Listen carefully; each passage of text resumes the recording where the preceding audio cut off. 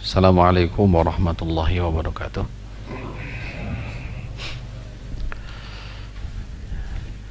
Innal hamdalillah nahmaduhu wa nasta'inuhu wa nastaghfiruh wa na'udzu billahi min syururi anfusina wa min sayyiati a'malina.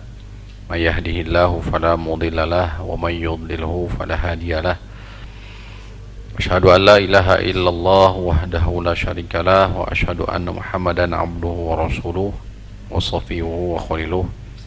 Ya ayyuhalladzina amanu ittaqullaha haqqa tuqatih wa la tamutunna illa wa antum muslimun. Amma ba'du fa inna asdaqal hadithi kitabullah wa khairul huda huda Muhammadin sallallahu alaihi wasallam wa syarrul umuri muhdatsatuha wa kullu bid'atin dhalalatun. Hadirin rahimani wa rahimakumullah, kita sama-sama manjatkan puji dan syukur kita kepada Allah Subhanahu wa taala. Alhamdulillah dengan nikmatnya, hidayah dan taufiknya, pada malam ini kita kembali dipertemukan dalam majelis ilmu di pembahasan kitab Ma'ariju Al-Qabul, yang kali ini insyaallah taala masuk di rukun ke-6 dari arkanul iman, dari rukun iman, yaitu babul imani bil qada'i wal qadar. Bab iman kepada atau terhadap qada dan qadar.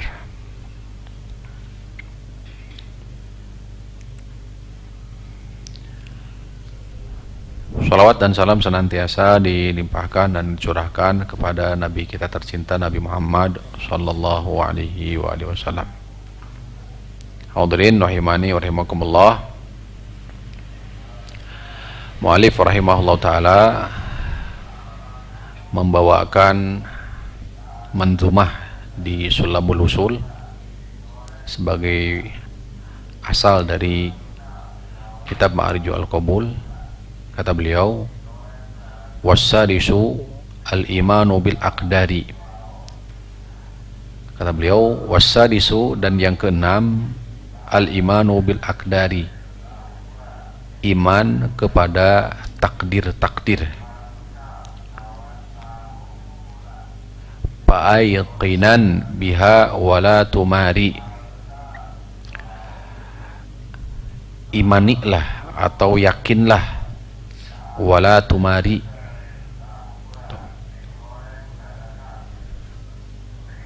fakullu syai'in biqada'i wa qadar.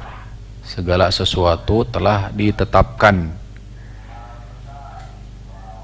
dan telah ditakdirkan. Wal kullu fi ummil kitabi mustatar. Semua sudah dicatat di dalam ummul kitab, yaitu lauhul mahfud. Wal kullu, dan semuanya, fi ummil kitabi, di dalam ummul kitab, yaitu catatan induk lauhil mahfuz, mustator, telah dicatat.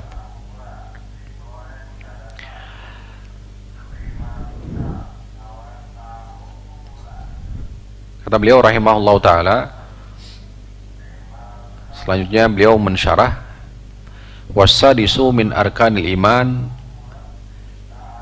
yang keenam dari rukun iman, sebagaimana dalam hadis malaikat Jibril dan yang lainnya, adalah al-imanu bil qadari khairihi wa syarrihi, yaitu iman kepada takdir, baik ataupun buruk. Beriman kepada takdir baik dan buruk. Sebagai landasan dalil iman terhadap takdir adalah Quran surah Al-Qamar, diantaranya Quran surah Al-Qamar ayat 49. A'udzu billahi minasyaitonir rajim. Inna kulla syai'in khalaqnahu biqadar. Kata Allah, sesungguhnya kami telah menciptakan segala sesuatu biqadarin, dengan takdirnya. Surah Al-Qamar ayat 49. sesungguhnya kami telah menciptakan segala sesuatu biqadarin dengan takdirnya.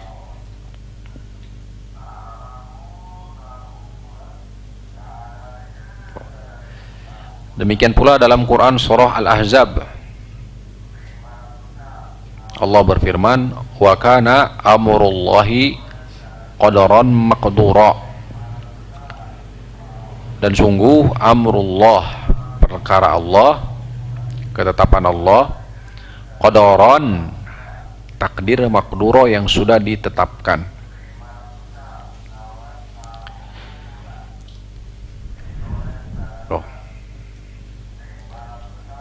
Jadi banyak landasan dalil mengenai iman terhadap takdir.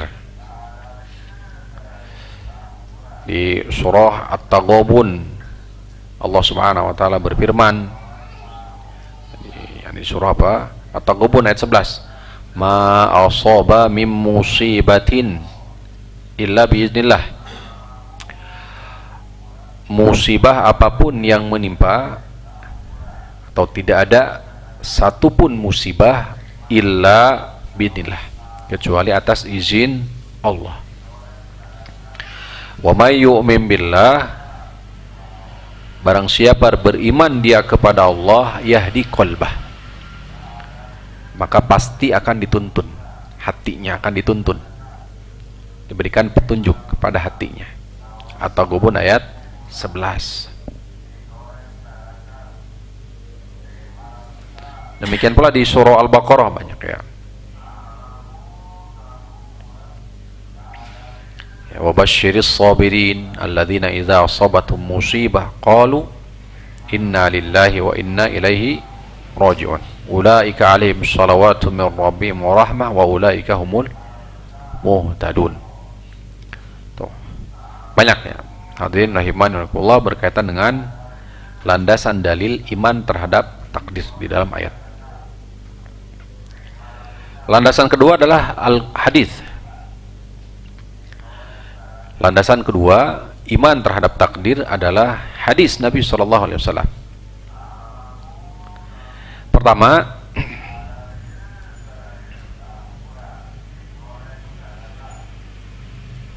hadis riwayat Imam Muslim. Hadis riwayat Imam Muslim dari sahabat Abu Hurairah radhiyallahu ta'ala anhu.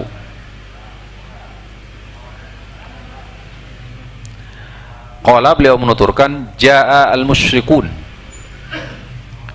atau jaa musyrikul Quraisy, telah datang kaum musyrikin Quraisy, yukhasimuna Rasulullah, mendebat Rasulullah, mendebat Rasulullah fil qadari, tentang takdir,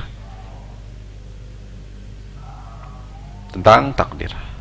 Fanazalat, maka turunlah ayat ini, yakni surah Al-Qamar,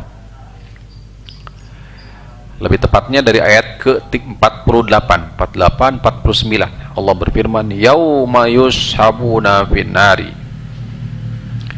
di saat, di hari, yushabuna finnar, mereka diseret ke dalam api neraka, ala wujuhihim, di atas wajah-wajah mereka, zuku, kemudian dikatakan kepada mereka, zuku massa saqar, rasakanlah massa saqar, neraka apa?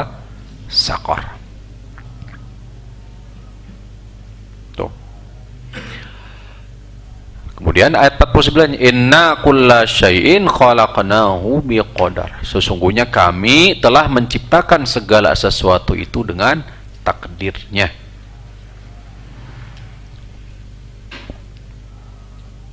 Jadi ini adalah sababun nuzul dari Quran surah Al-Qamar.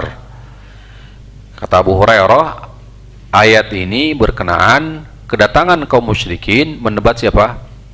Rasulullah SAW tentang takdir. Hadis riwayat Imam Muslim, demikian pula riwayat Imam At-Tirmidzi, Ibnu Majah. Imam Bukhari meriwayatkan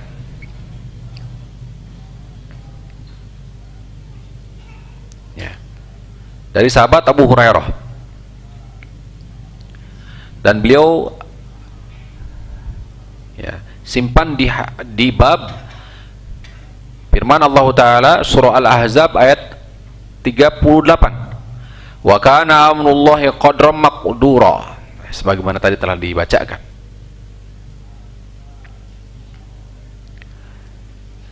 Beliau menuturkan dengan sanadnya sampai kepada Abu Hurairah, qala Rasulullah, kata Abu Hurairah, Rasulullah bersabda, la tas'alul mar'atu talaqa ukhtiha, la tas'alul mar'atu talaqa ukhtiha, seorang wanita tidak boleh meminta agar talaqa ukhtiha, agar menceraikan saudarinya, litas tafriqa suhbataha,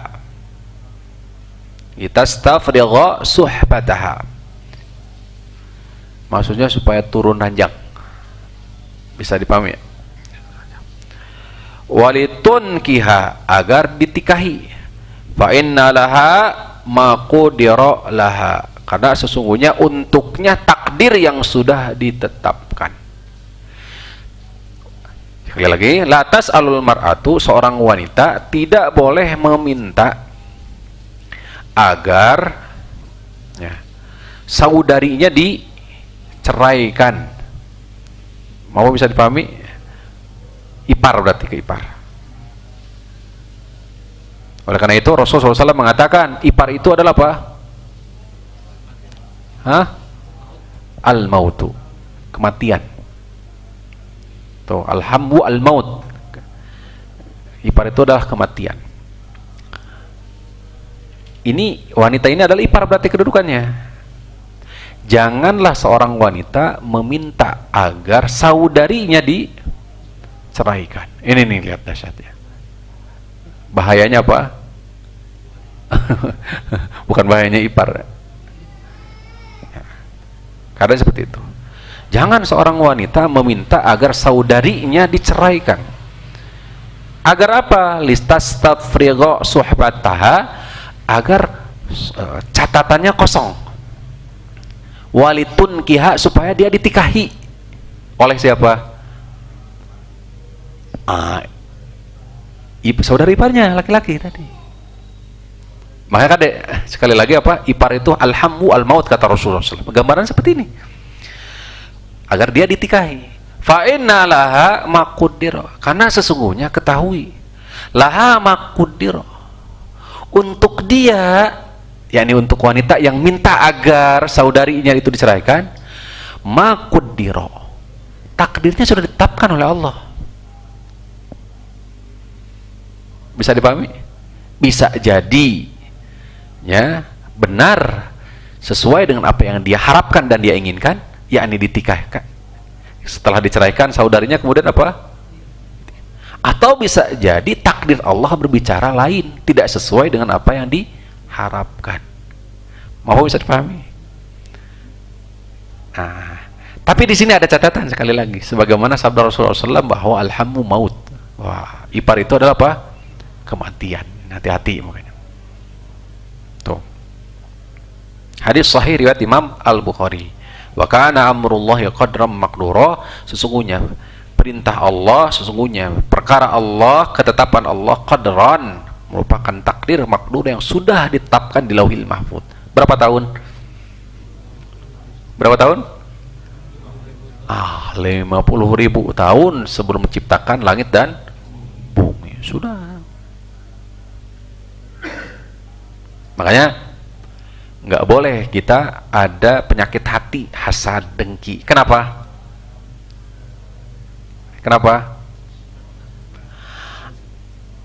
Semua sudah ditetapkan, rizkinya, ajalnya, jodohnya. Kan ini bermula dari kedengkian, seperti hal-hal seperti penyakit hati yang seperti gini.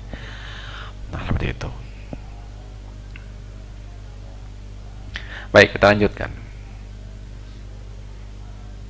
Hadis yang lain.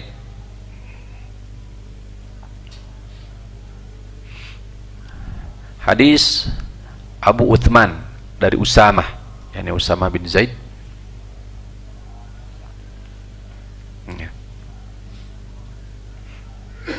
Hadis sahih riwayat Imam Al-Bukhari.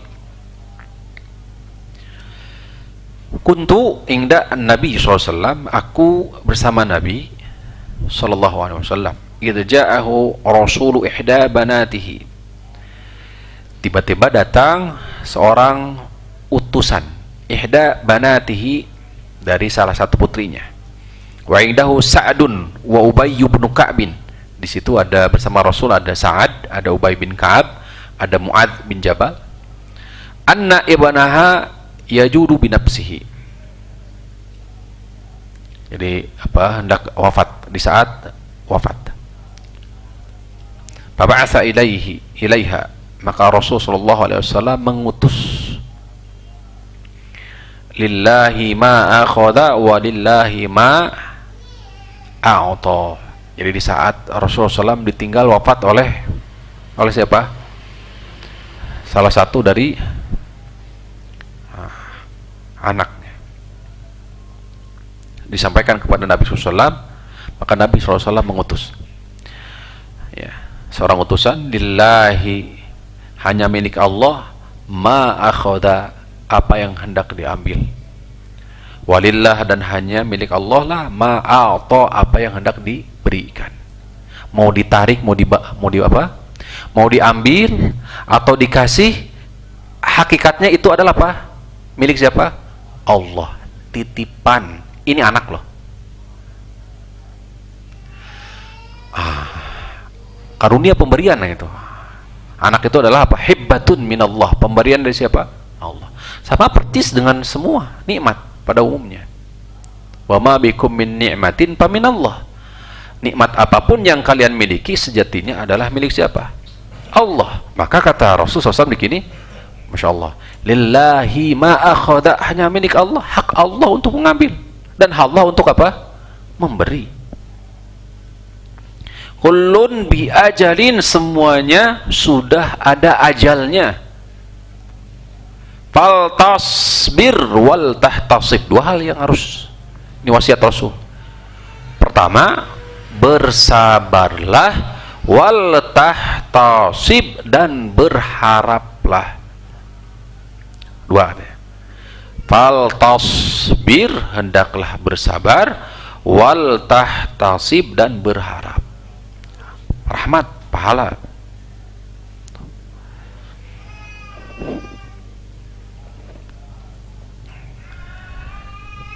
Baik.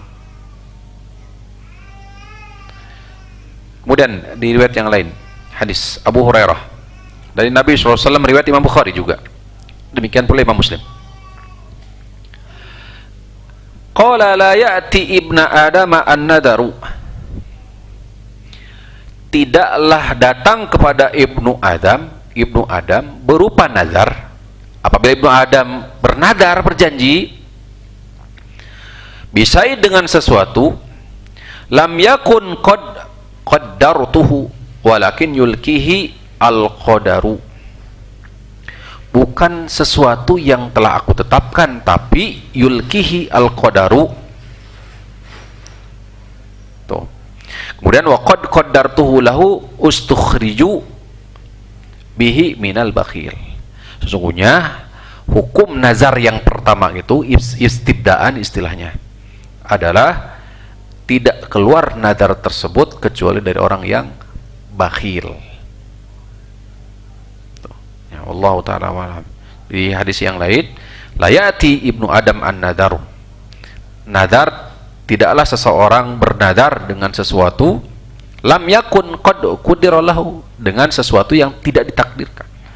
Walakin yulkihi nadaru ilal qadari, akan tetapi nadar itu sejatinya sedang menjemput takdir. Jadi seseorang itu bernadar, hakikatnya kenapa? Karena menjemput apa? Takdir. Takdir dia memang, kalau dia bernadar untuk melakukan amal kebaikan, karena pada prinsipnya nadar itu adalah apa? Ilzamu syai'in. Jadi memaksakan, mewajibkan sesuatu atas diri yang hukum asalnya tidak wajib. dalam ibadah. Itu nadar tuh. Ilzamu syai'in berupa ibadah. Melazimkan, mewajibkan sesuatu dari bentuk ibadah yang hukum asalnya ibadah itu adalah sunnah, tidak wajib. Umpamanya, saya bernazar untuk saum 3 hari. Jelas ya? Hukum saum 3 hari, hukum asalnya adalah apa? Sunnah saja. Tapi karena dia sudah mengitlakkan bernazar, mengilzamkan, mewajibkan untuk dirinya, maka apa? Menjadi wajib. Ketika dia bernazar, maka hakikatnya dia sedang menjemput apa? Takdir yang sudah Allah tetapkan, dengan wasilah dia bernazar. Hanya saja catatannya berdasarkan hadis tadi, tidaklah seseorang itu bermula bernazar kecuali untuk beribadah sesuatu, kecuali dia orang yang bakhil. Maaf, bakhil, jarang melakukan gitu loh. Kalau dia bernazar untuk saum, berarti maknanya apa? Dia jarang saum. Dia bernazar untuk apa? Yang sedekah, jarang, bakhil seperti itu. Tapi apabila dia sudah bernazar, hukumnya adalah wajib untuk ditunaikan. Karena di antara ciri para penghuni surga itu yufuna bin nadhri wa yakhafuna yawman kana syarruhu mustatira. Karena ciri orang para penghuni surga itu apabila sudah bernazar, dia tunaikan nazarnya. Ya. Kemudian masih di hadis berkaitan dengan qada dan qadar. Hadis riwayat Imam Muslim dari sahabat Abu Hurairah.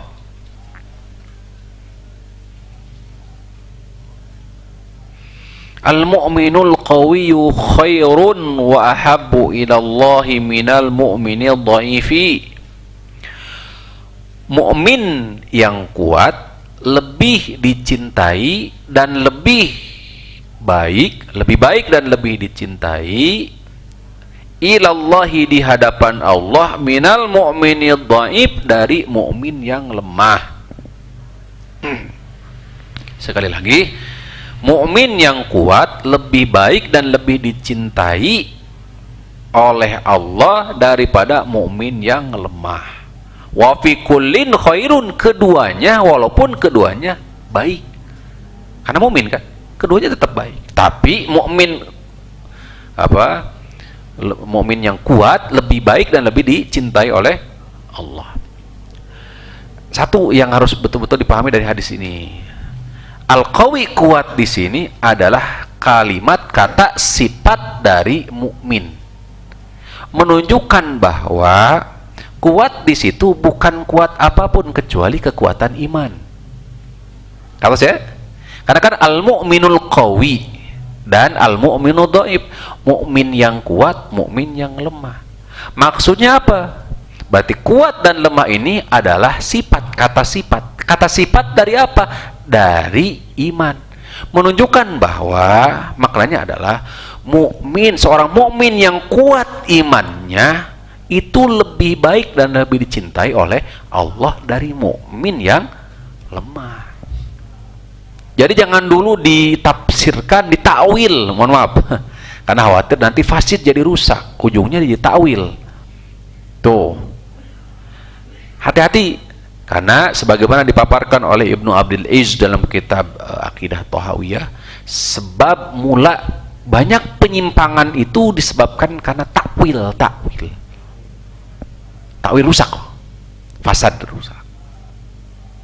Baik menafsirkan ayat, menafsirkan dalil berupa Al-Quran ataupun hadis Nabi SAW, ta'wil sehingga rusak. Tuh. Jadi al-mu'minul qawi yang dimaksud adalah kekuatan dari sisi apa? Iman.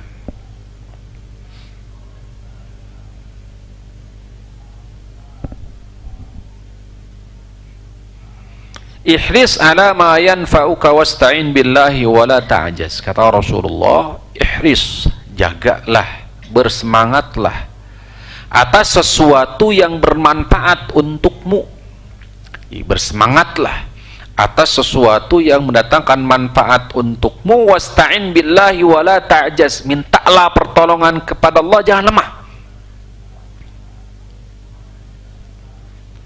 Bersemangatlah terhadap apa yang bermanfaat, jangan lemah. Minta pertolongan pada Allah, jangan lemah. Apalagi dalam menuntut ilmu, apalagi dalam apa? Menuntut ilmu. Karena menuntut ilmu, ya, sebagaimana Allah sampaikan dalam Quran surah Al-Alaq tuh, mulianya manusia itu ya dengan ilmu. Bismillahirrahmanirrahim. Iqra bismi rabbikal ladzi khalaq. Allah sebutkan pertama kali adalah seluruh ciptaan. Bacalah dengan menyebut nama Tuhanmu yang telah menciptakan. Umum kan, seluruh. Kemudian setelah itu Allah khususkan manusia, menunjukkan manusia itu istimewa di atas seluruh makhluknya. Iqra bismi rabbikal ladzi khalaq. Khalaqal insana min 'alaq. Allah sebutkan langsung manusia loh. Menunjukkan bahwa manusia lebih istimewa, mulia daripada seluruh makhluk. Iqra wa rabbukal akram alladzi 'allama bil qalam. Benar? Nah, bacalah dengan menyebut nama Tuhanmu yang maha mulia. Lah, lihat bagaimana kemuliaan itu. Alladzi 'allama bil qalam, yang telah mengajarkan manusia dengan apa? Pena. Allamal insana ma lam ya'lam. Jadi mulianya manusia itu yaitu dengan apa? Ilmu. Mulianya manusia itu dengan apa? Ilmu. Tapi sebagai catatan juga, ilmu bukan goyah, bukan inti. Ilmu itu bukan inti, karena intinya bukan ilmu, tapi ketakwaan. Jadi ilmu itu kedudukannya sebagai wasilah, pelantara. Jadi ilmu itu sebagai apa? Pelantara. Karena puncaknya bukan ilmu, tapi apa? Ketakwaan. Jadi puncak daripada ilmu itu adalah apa? Ketakwaan, amal soleh. Inna akramakum minallahi atqakum. Yang bertakwa, yang paling mulia di hadapan Allah adalah takwa. Hanya saja nggak mungkin seseorang itu bisa dapat ilmu dapat takwa kecuali dengan ilmu. Apa definisi takwa? Menunaikan perintahnya, menjauhi larangannya. Menunaikan perintahnya kalau tidak didasari dengan ilmu, mungkin tidak, mustahil. Menjauhi larangan Allah jika tidak didasari dengan ilmu, mustahil. Jelas ya? Selain itu juga dalilnya surah Al-An'am ayat 151 153. Al-An'am 151 sampai 153 tuh. Di ujung penghujung ayat itu, la'allakum ta'qilun, la'allakum tadzakkarun, la'allakum tattaqun. Pertama la'allakum ta'qilun, la'allakum tadzakkarun, la'allakum tattaqun. Kata Imam Al-Qurtubi, beliau mengatakan hubungan ayat satu dengan ayat yang lainnya menunjukkan bahwa tidak mungkin seseorang itu sampai ke tahapan derajat level takwa yang terakhir la'allakum tattaqun kecuali melalui ini satu dulu. Apa dulu? Ta'qilun, berakal. Apa yang maksud berakal? Berilmu. Zalikum wassakum bihi la'allakum ta'qilun. Demikianlah kami wasiatkan kepada kamu sekalian agar kalian berakal, berilmu. Setelah berakal, berilmu akan melahirkan apa? Zalikum wassakum bihi la'allakum tadzakkarun. Apa tadzakkarun itu? Punya kesadaran. Jadi setelah berilmu itu akan melahirkan apa? Kesadaran. Jadi respon daripada ilmu itu sejatinya adalah apa? Kesadaran. Nah, setelah kesadaran berupa amal. La'allakum zalikum wassakum bihi la'allakum tattaqun. Gitu. Jadi yang paling utama untuk kita bersemangat adalah ilmu yang paling bermanfaat. Wa in asabaka syai'un fala taqul law anni fa'altu kada wa kada. Ya. Wa in asabaka syai'un, jika sesuatu menimpa kepadamu jangan sekali-kali engkau mengatakan lau, seandainya aku melakukan ini dan itu, walakin, akan tetapi, kul, ucapkan apa? Qaddarallahu wa ma syaa fa'ala. Qaddarallahu wa ma syaa fa'ala. Nah, ini seorang mukmin. Apabila menimpa kepada kita sesuatu hal yang tidak kita harapkan umumnya, maka kita katakan apa? Qaddarallahu wa ma syaa fa'al. Nah, ini takdir tuh. Fa inna law taftaha amalas syaitan, karena lau seandainya itu membuka pintu-pintu apa? Syaitan. Wallahu taala ala wa ala. Demikian pula di hadis satu lagi ya.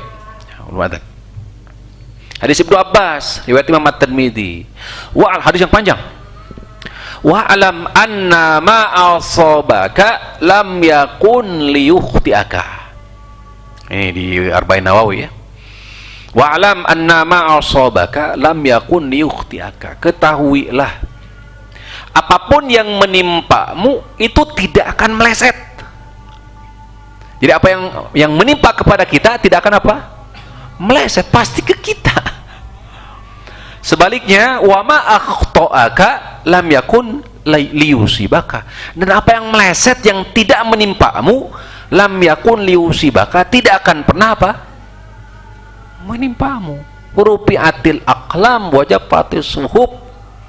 Pena catatan sudah terangkat, lembaran sudah apa? Mengering. Kenapa? 50.000 tahun sebelum diciptakannya langit dan bumi. Lantas apa yang harus kita lakukan? Ini pun ditanyakan oleh para sahabat. Di hadis Ali bin Abi Thalib kan demikian. Apa yang harus kita lakukan? Bertumpu dengan takdir? Atau seperti apa? Kata Rasul, i'malu masyi'tum.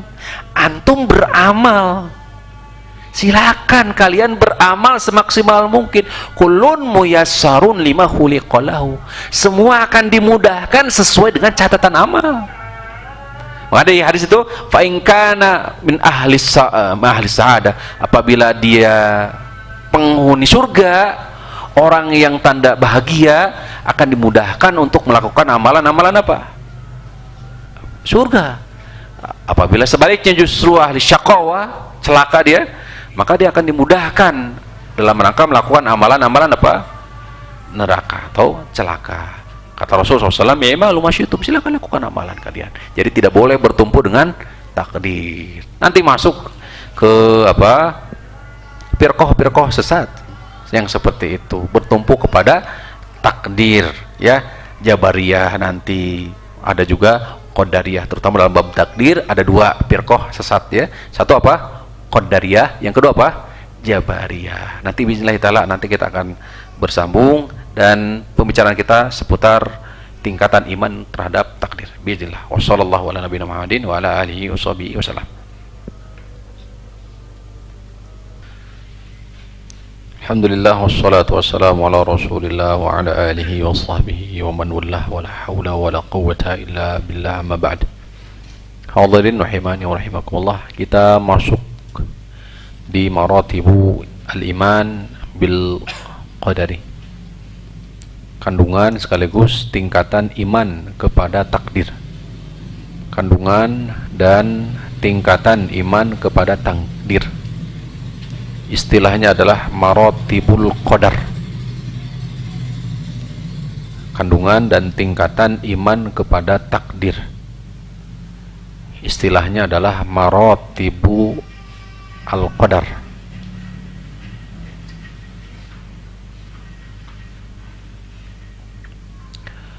Kandungan iman kepada takdir ada 4.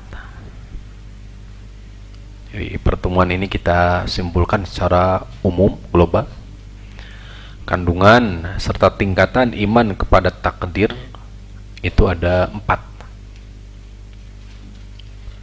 Pertama adalah al-ilmu, supaya memudahkan saja ya untuk menghafal.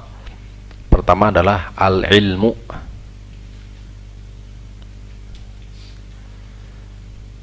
Al-ilmu diambil dari ilmu. Maksudnya apa? Meyakini, mengimani bahwa semua di bawah ilmu Allah. Yang pertama adalah apa? Al-ilmu. Diambil dari ilmu. Apa maksudnya? Meyakini, mengimani bahwa semua di bawah ilmu Allah.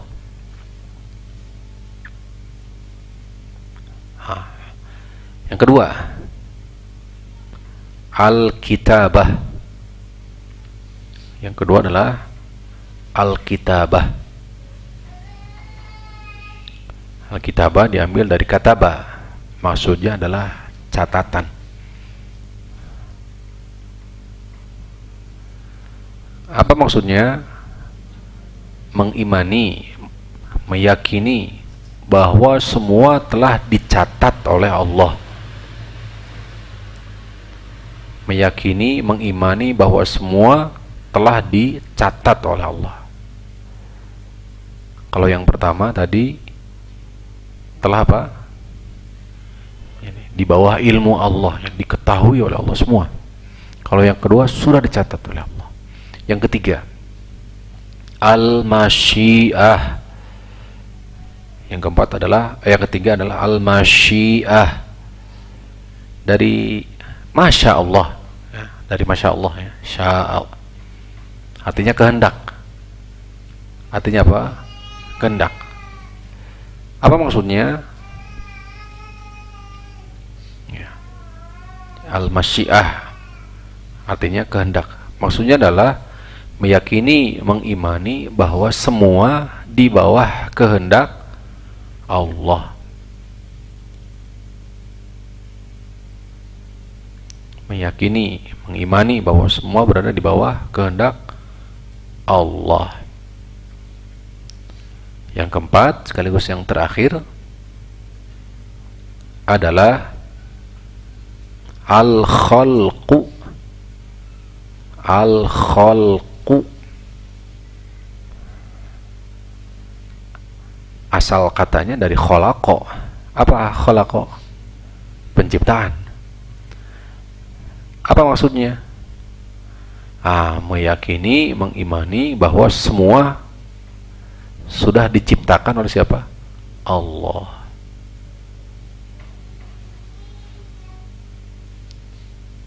Jadi ada berapa tingkatan serta kandungan iman kepada takdir? Ada 4. Satu apa? Al-ilmu. Apa maksudnya? Meyakini bahwa semua di bawah ilmu Allah. Semua yang terjadi, yang sudah terjadi, yang sedang terjadi, yang akan terjadi di bawah ilmu siapa? Allah. Apabila akan terjadi, seperti apa?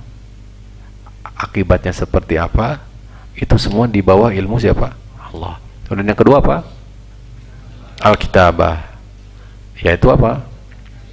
Meyakini, mengimani bahwa semua sudah dicatat oleh Allah sebelum diciptakan langit dan bumi. Nanti ada tingkatannya. Berapa kali catatan Allah? Ada 5 bahkan. Ada 5 catatan. Tuh, di Lauhil Mahfuz, ya. Kemudian di catatan perjanjian, persaksian, alastu birabbikum. Kemudian di catatan tahunan, di catatan lahir di janin, di catatan tahunan, catatan apa lagi? Harian. Insyaallah. Nanti insyaallah ada kita. Yang ketiga, masyiah. Apa masyiah? Kehendak. Maksudnya apa? Meyakini bahwa semua yang terjadi atau semua makhluk itu atas kehendak siapa? Semua yang terjadi itu atas kehendak Allah. Yang keempat, yang terakhir apa? Al-khalqu, meyakini bahwa semua diciptakan oleh Allah Subhanahu wa ta'ala. Baik, ini saja untuk pertemuan kita di malam ini, ya. Kita cukupkan. Nanti biidznillah taala masuk di uraian rincian maratibut takdir yang 4 ini, tingkatan iman kepada takdir. Mudah-mudahan yang sedikit ini menjadi ilmu yang bermanfaat. Kurang lebihnya kami mohon maaf. Aqulu qouli hadza wa astaghfirullah li wa lakum wa li sairi al-muslimin. Subhanakallahumma rabbana wa bihamdika asyhadu an la ilaha illa anta astaghfiruka wa atubu ilaik. Wa akhiru da'wan alhamdulillahi rabbil alamin. Assalamualaikum warahmatullahi wabarakatuh.